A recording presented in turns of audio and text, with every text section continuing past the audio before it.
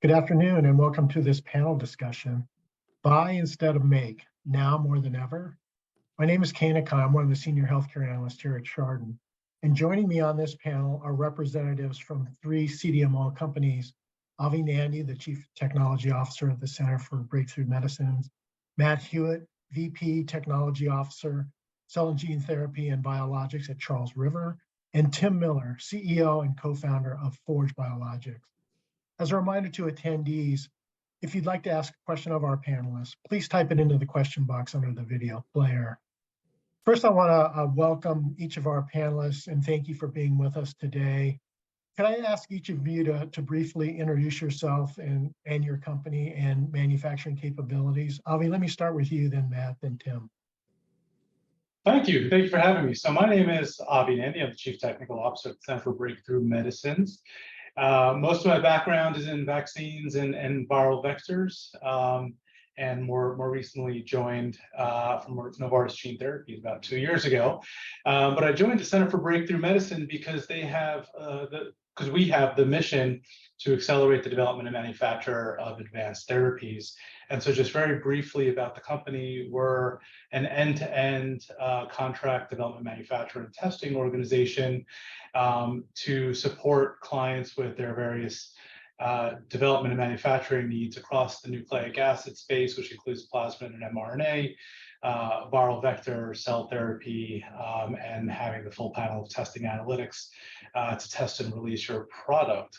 This also includes support services such as process development, analytical development, quality, regulatory services, and we also have internal investment into R&D technologies to address both current pain points that are felt in the industry and enabling technologies for the future.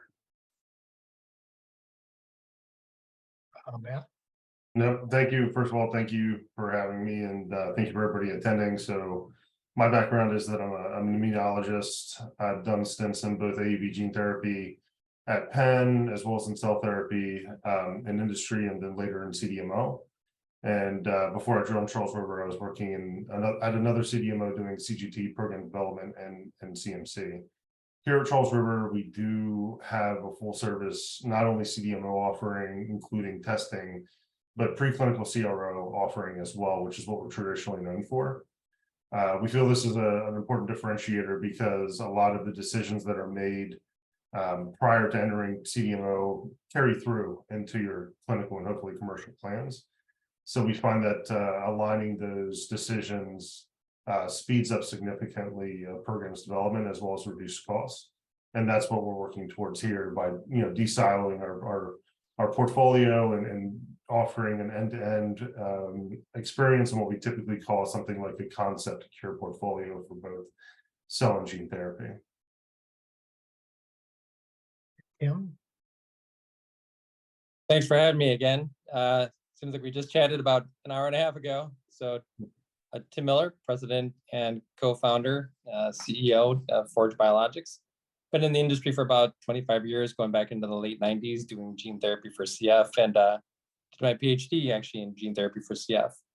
And started Forge in early 2020, really with the idea of doing a little bit of a different model in this industry, where we also have our own internal pipeline, which one of our programs is clinical. So, the leadership team at Forge has about 200 years of experience of hands-on gene and cell therapy experience, where most of us have spent our careers, particularly in the developer side. So, we felt a lot of the pain points, both from patients, but also from really on the CDMO side. So, trying to solve for a lot of that here, and looking forward to talking more with my colleagues and getting into the stories. Oh, great. So let me start with this preamble. Make versus buy is an important decision for small biotech companies. And at a high level with scarce capital, why build CGMP instead of using the funds to invest in clinical development? And while one can certainly model the costs and calculate break even, there are other important factors that essentially amount to having more control over your own destiny that are more difficult to quantify in a financial analysis. 2 years ago at this conference, the clear consensus was that there was a backlog as demand for manufacturing services was exceeding supply. Fast forward to today, we are in an environment where the cost of capital has become much more expensive, And in response, we've seen many development stage companies announce strategic initiatives designed to extend their current cash runways, including headcount reduction and pipeline rationalization. So we formed the title of this panel discussion as a question: buy instead of make, now more than ever. So is the balance tipping in favor of buy over make? So what I hope to achieve in this discussion is an understanding of how CDMOs are adjusting their businesses to meet the current needs of customers, and how they can leverage the current situation to further enlarge their share and importance within the manufacturing landscape for cell and gene therapies going forward. So Matt, let me ask you to level set this discussion by explaining what CDMOs are doing to push back on some of the current longstanding make versus buy arguments, such as control over timelines, control over process consistency and product quality, since it's the developer's product and they know how to do it best, and preserving confidentiality of the developer's trade secret. No, thanks for that question. I think, one thing I'll just briefly mention as well, I think one of the impetuses for the companies building their own or making their own manufacturing, it links back to this, concept that they want to control their own destiny, as well as the fact that they typically saw it as a value add to be acquired. That if they were acquired, then they would come with their own manufacturing facility and expertise. And since this space is fairly new, that was a major value add. I think what we've learned since is that, that's a very expensive and risky proposition to take on. And so the primary concerns over transferring process and analytics to a CDMO, firstly, is about timelines. Everybody is in, as much as possible, a rush to get to the clinic and produce good clinical results, hopefully, as well as show that the therapy is tolerable to get to a tipping point on de-risking the program. Obviously, you want to be able to show that we can consistently manufacture a product, and then that product meets whatever quality attributes are set by the developer and in conjunction with whatever regulator they are submitting to. And I think that is something that we can do and do routinely, but of course that requires us to have a good working relationship with the client, which of course we always strive to have. I think preserving the confidentiality around trade secrets is one of the more tricky situations that we run into.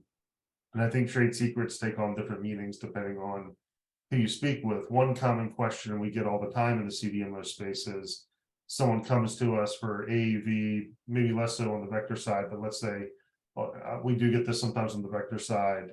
And on the cell therapy side, do you have experience with X?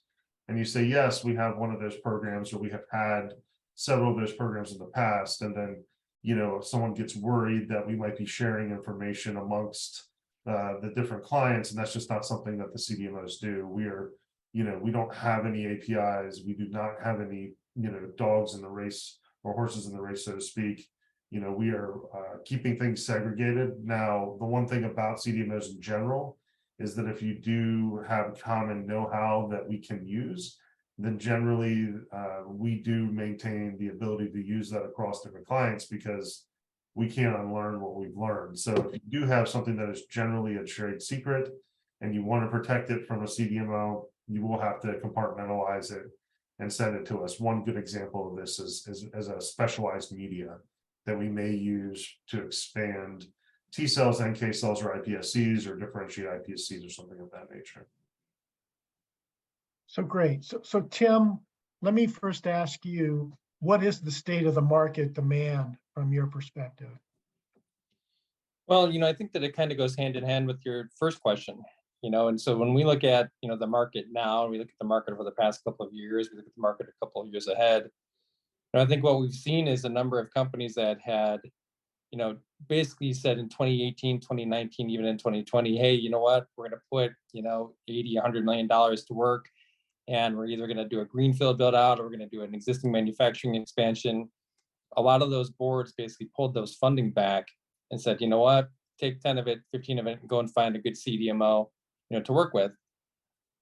From our perspective, I mean, it's been, in many aspects, somewhat ironically, it's been a great couple of years, to basically build out, a CDMO to do that. And when we look into the next couple of years, through 27 and 28, 23 alone is going to look at the most number of gene and cell therapies approved by the FDA ever, right? And we look back a couple of years at what Commissioner Ghalib said about gene therapies being genetic medicine being the wave of the future. Well, and again, a somewhat ironic aspect, the COVID vaccines really brought gene therapy or genetic medicines to the forefront. So while I think there's a perception that the market, has caught up from a manufacturing standpoint versus the supply, I'm not so sure that's the case. And you really start looking at the economies of scale as you look out farther into the market. So, it's going to be, I think, a really exciting couple of years, as genetic medicines really start to take off, because again, more and more of the approvals. So Tim, a criticism that came up in one of our earlier panel discussions this morning was that just because there's now increased capacity, that doesn't translate into there being increased quality. So with your ability to offer bespoke solutions for customers, how would you push back on this?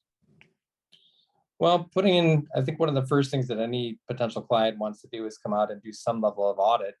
You're looking to basically have a level of comfort that things are truly meeting GMP, particularly in the US. You also want to be able to meet to see if there's been a QP declaration or certification of products to be able to go, over to Europe, right? That's going to be some of your first steps to check and make sure, like, how is, your quality system? Talk about what type of investigations and deviations are going on. You want to ask these questions kind of coming into that. The bar is also still a little bit different for phase 1-2, GMP and gene therapy. So I think that's been known since 2008, since the guidance from the FDA came out. But quality aspects, quality attributes, an easy place for a lot of potential clients to push on the CDMO to see where they stand. Okay, and Tim, as a CDMO that's specifically focused on AAV, how is this currently proving to be advantageous to Forge at this stage?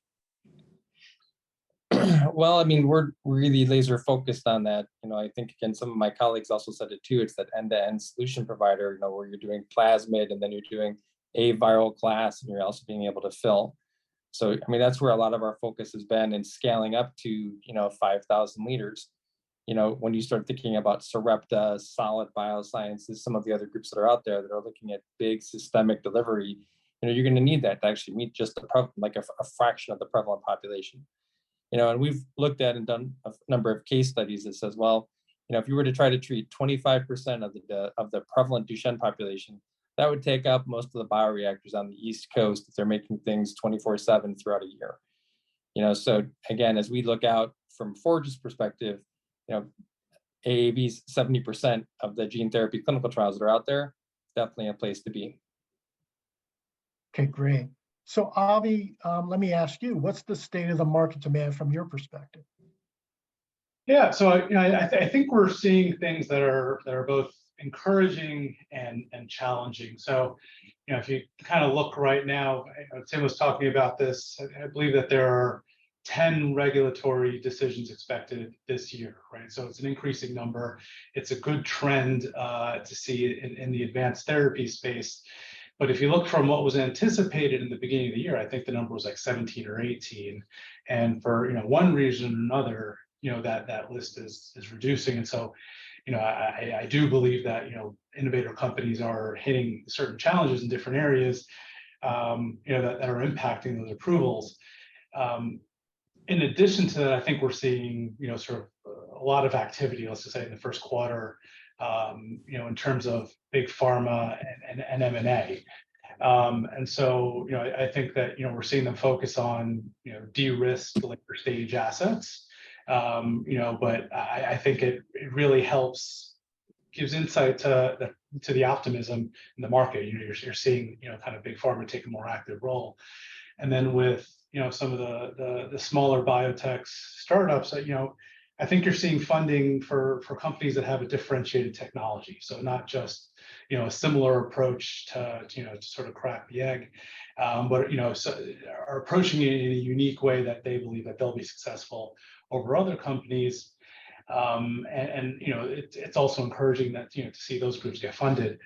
But, when you look at it from a CDMO perspective, I think you're seeing that reprioritization of pipeline. So you're seeing both, focus on certain assets, deprioritization of others, and in some respects, timelines moving out. And so, in what we're seeing kind of right now, we are seeing improvement, but I think you are still seeing some of those bumps in the road. So I'd say with mixed emotion, that I'm optimistic and that that we're going in the right direction, but we're still seeing companies face those challenges. So Avi, how has CBM's tactical strategy changed in response to the current market environment as you're in the process of turning on significant capacity? Yeah, so we're looking at this in a few different ways, and some similar to what my colleagues have mentioned.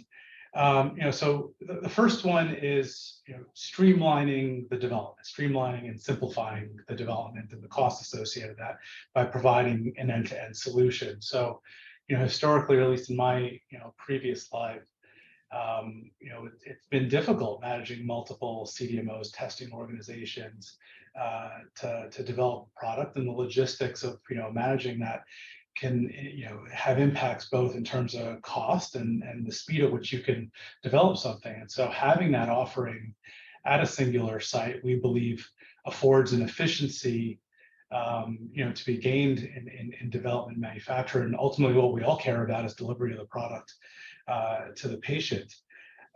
In addition to that, we are investing into technologies that we believe will address pain points or enable sort of scale up or increase productivity to bring cost of goods down. And so right now cost of goods is an issue in the industry, and we're sort of having early technologies that are used for the development of these CGTs, and we believe that the technology is going to advance fairly rapidly over let's say the next 5 to 10 years to really have a transformational shift in the productivity and the consistency of manufacture, which we think will bring down the cost of goods.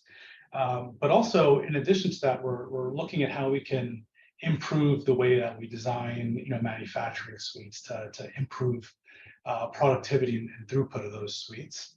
And the final thing that is, we're really taking a digital first approach to setting up our CDMO. So we really focused on that from the beginning, and we believe that being able to access, collect, and analyze the data, having integrated systems, really improves both the consistency, robustness of operations, and the opportunity to continuously improve. Well, great. So Matt, breadth and depth of experience provides numerous advantages, one of which is how much you're able to learn from past experiences and also having an established track record. So what type of demand are you seeing from customers with late stage assets who may be looking to supplement their internal manufacturing capacity with CDMO, CGMP?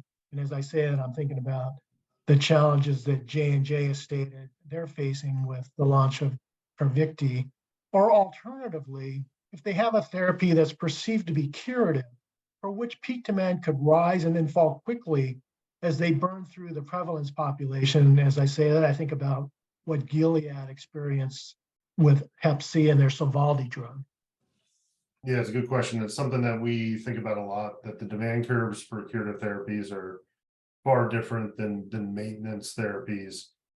We have to be able to accommodate both. So what we're finding in late stage and commercial assets is that as they move forward in lines of therapy, they're generally experiencing difficulties around manufacturing at potentially several different levels. In one case, it could be around the availability of viral vector if you're gene modifying cells. And then there also could be an instance where you could have issues around manufacturing an actual cell therapy in the case of Carvykti. We believe there's probably a hybrid approach to manufacturing where a developer like J&J, as an example, would have their own internal capacity for manufacturing and then supplement that demand with a CDMO where we can help them smooth the manufacturing demand. Because a lot of these demand fluctuations are unpredictable and lumpy, and they need to be able to essentially turn up and down demand as needed. That's very inefficient to do probably through a solely an internal facility, whereas you can use a CDMO for surge demand. I think we are seeing that a lot of companies thinking about that now more proactively, because they don't want to be in a position where they're potentially have a therapeutic that's approved that's not reaching its full potential from a business perspective. Great. So Matt, at the other end of the development cycle, what are some of the common mistakes that earlier stage biotechs make that you try to persuade them not to? Yeah, I mean, I think that this kind of takes two forms. One is on the process side, and it's specifically in a lot of the allogeneic therapies that we see. So we're a little bit so just back, so the cell CDMO for Charles River is commercially licensed from the European Medicines Agency. So we are commercially manufacturing a cell therapy, which is being shipped to Europe. We have additional inspections that we're gearing up for right now with both FDA and EMA for a subsequent program that is looking to do a commercial as well.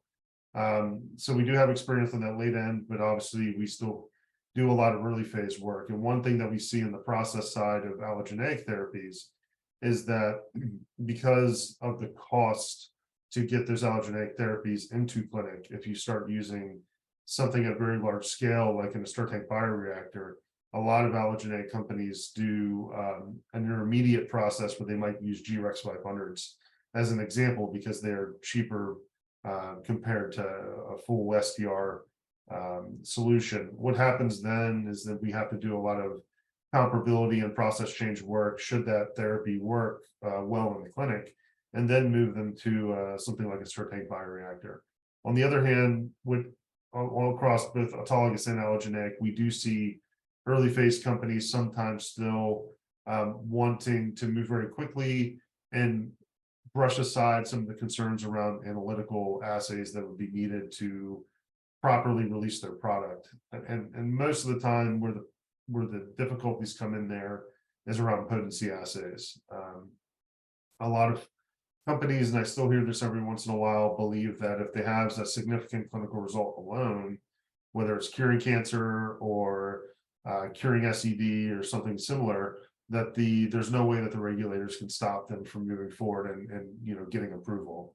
But I think the regulators have been quite clear on this, that they will, and they have stopped the folks from going to approval based on the fact that they don't have the proper analytics in place. So what we put a big emphasis on is making sure and ensuring that the proper analytics are in place early, even if it is as a for information only or FIO assay, that we can then turn over to a release assay, because at least then we are collecting that data. I think there has been in recent, the last 2 years, a lot of companies have woken up to this fact that they do ensure that they have the proper analytics in place. This is again, one of the key differentiators at Charles River, because we can start developing those analytics actually at the preclinical stage in our preclinical CRO business. Oh, great. So another complaint that was raised in our earlier panel discussion had to do with the fact that even though we're seeing increased CDMO capacity, it's not translating into decreased cost. So Avi, let me ask you, how would you push back on that? Yeah, so I mean, well, I guess maybe we'll take it from one perspective first of it's expensive to manufacture and test an advanced therapy. The cost of materials, labor, overhead, a lot of those things are very pricey when you talk about manufacturing, an AAV, especially when you're talking about scales, exceeding 500 liters, 1,000 liters. I mean, just the pure cost of goods of the materials is very large, and some of these processes, on the cell therapy side, can be very long. So I guess what I would say is, right now we have some very early technologies that are effective in manufacturing these these products, but there's a long route to go, in terms of improving productivity, reducing time, making them more cheaply, increasing your success rate and the consistency of manufacture. And I think, oftentimes those are underappreciated. especially on the CDMO side, where scheduling can also be very difficult between client programs, and really trying to optimize how can we deliver effectively for a client, while also being able to support multiple clients at any one given time. So I would just also appreciate the perspective on the other side, that it still is a challenge to manufacture these therapies that are needed. Okay. So Tim, with companies looking to extend cash, we would assume that they're even more price sensitive. So to what extent are you seeing increasing demands for price for performance clauses or guaranteed yields? And help us understand some of the trade-offs the customer will need to commit to in order for you to agree to something like that. Yeah, in the rush, I think for all of us to try to get patients to a clinically ready GMP product, there are trade-offs you have to make. And we face this often with many of our clients, that if you're packaging a self-complementary overstuffed AAV6 versus a single stranded well-packaged AAV9, those are differences, right? I mean, AAV6 doesn't make it doesn't manufacture as well as an AAV9. Your capsid's going to be overstuffed. It's going to be a heterogeneous product. The challenge there is that what we'll recommend is one of two things. One, you can fit into a platform process, which is going to save you time and money. But if your product is a little more complicated to make, we're going to always recommend you do some form of facility fit and an engineering run. Unfortunately, those things cost money, but you're also going to be better positioned for success to make sure you have enough drug to hit your endpoints, to basically be able to fill your enrollment criteria. So again, there's some trade-offs I think that any CEO is going to have to end up making when they think about picking a CDMO or picking a package or picking a manufacturing method. And the challenge really comes down to you don't want to fail after spending months of work to get into to have a low yield because you didn't spend a little bit of effort on the front end. So again, those are going to be trade-offs I think that every client has to sit down and consider to conserve cash. And Matt, how are you guys handling these types of price for performance requests? Yeah, I mean, I would echo with similar to Tim. I mean, I think one of the things we deal with all the time in CDMO is constantly proving ourselves almost day in and day out. I think that's one of the key things that is always very high on our minds, is to ensure that we do perform for the folks that we're producing product for, and we clearly understand that these are life-saving, many times therapeutics, and we do care about it. I think sometimes there's a perception that we disconnect ourselves from what we're actually working on, and I would say that I would push back on that pretty hard. And I mean, that's ultimately led, I think, in both viral vector as well as in cell, in some of these late stage, even some early stage programs, to start talking about performance-based pricing.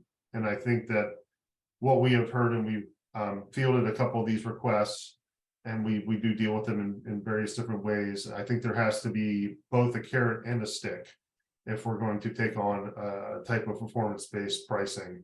So we realize that if we as a CDMO have a problem with a process, that it does negatively affect not only therapeutic developer, but also patients, and if it's commercial, the ability to potentially get reimbursed. But at the same time, if we do perform, we can't just have the stick. You can't just be holding it over our heads, ready to bash us in the brains with it. There has to be a carrot for us as well. And that's the way that we've typically highlighted that. There's got to be a give and take on this.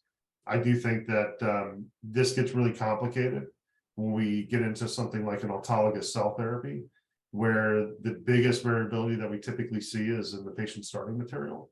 And we really have no control over that. So I do think we need data. And I think to Tim's point, if we're going to be doing any kind of performance-based pricing, then there has going to have to be an initial period where we as the CDMO or we as the manufacturer are building our own body of data to understand what is the stability and robustness of the process that we're taking in, regardless of whether it is a viral vector or a cell-based process.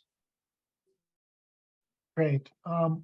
Avi, how does the overarching CBM vision allow you to perhaps be more creative in your current customer contract? Yeah, so it definitely allows us to be more creative, and we understand that, you know, our customers are living in different environments, and that, you know, not any one given model, you know, will work for everybody. And so, you know, because of, you know, sort of the vision that we have, we are able to offer innovative and flexible models, and you know, this can include milestone-based payments, shared suites, or you know, what we call on-demand suites. Or even having CBM sharing in the risk, you know, with the innovator company in developing our program. So, you know, we definitely have flexibility and are open to innovative ways of, you know, pricing these things out for customers. We are looking to understand their needs, and you know, having that then translate into how the contract is designed. Okay, and Avi, what else are you learning in navigating the current business environment that can improve the CDMO business model for you guys, making it even stronger going forward? Yeah, so I would start with, you know, establishing sort of a digital first approach has really helped us and has really resonated with the development of our client programs. You know, I think everything's in the data, and having access to the data, you know, being able to analyze it, having integrated systems, you know, I really think is a one powerful tool to really kind of advance the way that CDMOs operate. Additionally, you know, it's understanding, you know, what type, the sort of the diversity of clients and what they're looking for. So if you look, you know, at big pharma, they're really, you know, looking at acquiring late stage de-risked assets where, you know, you're really looking to complement, you know, what they already have, and you know, sort of serve as that extension, you know, of that company. So that could, you know, take many different forms of providing them some regulatory support, or you know, standing up a secondary, you know, facility, or looking at optimizations for, okay, they have a process that was able to, you know, address this many doses, but you know, they're really looking for how can they sort of transform that to, you know, really be able to service that, you know, that market. So it's really just trying to make sure that we're offering that complementary support, but then also on, let's just say, you know, more the earlier side, you know, being able to understand what those clients are looking for in their partner, and really be able to bridge the gap to getting them to meet their milestones, and being able to do that by offering either a diversity of technology, offering our expertise to how to, you know, navigate, you know, sort of that transition from the preclinical space to the phase 1 space, and really be able to think creatively and work with the client to develop their program within their timeline, but also, you know, have a realistic discussion for, you know, what can be done. And Tim, same question for you at Forge. Want to repeat the question? What are you learning in navigating the current business environment that will improve your CDMO business model to make it even stronger going forward? Yeah, you know, for us, a couple different things, right? You know, one is, you know, an easy one to say is scale up, you know, but we're also scaling down, you know, to help with faster lead candidate selection. You know, there's a whole element of automation technology, you know, not so much digital, but, you know, specifically automation, you know, to help with analytical analysis of, you know, released lots. You know, so, and there's a variety of different platform process. You know, when we think about the next 5 years, you know, we've made a lot of improvements to our cell line, and, you know, some of our, for example, our ad helpers.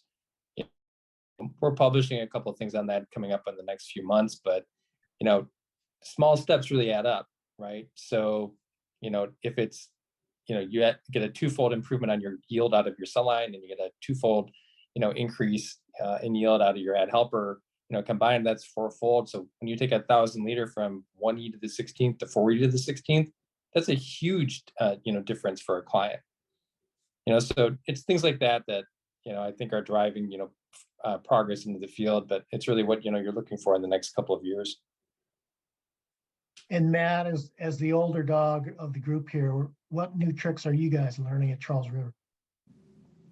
Yeah, I mean, I would echo what, my fellow colleagues have said around, digital, definitely thinking about how to properly scale down, de-risk stuff earlier on. We're seeing similar trends on the vector side, a lot more focus on vector design. I think in general, what that means to me is that we mix in a lot of our technical folks with our BD folks, because at the end of the day, our business development people are very, very talented and they're technical themselves, but a lot of the comfort when we bring on clients is with the fact that they've already talked with our technical teams and they understand who's going to be working on their process, whether that's design of a vector, manufacture of a vector, or cell therapy.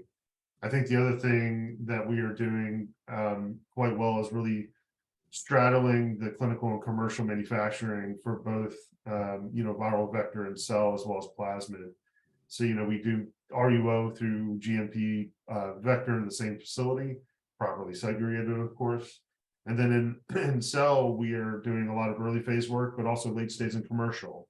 And I think that's something that we have to be able to do well across the paradigm, because there's a ton of work that's in early and late phase, but there's also a lot of need in the commercial space that we're seeing.